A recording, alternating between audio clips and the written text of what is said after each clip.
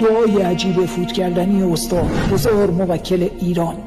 نه به صبر نیاز داری، نه دعا، نه پرداخت. بدون این دعا زندگی تا الان بی‌معنی بوده. این روز از گنجینه استاد هزار موکل می آید. نه صبر می خواهد، نه هزینه، فقط یک دم.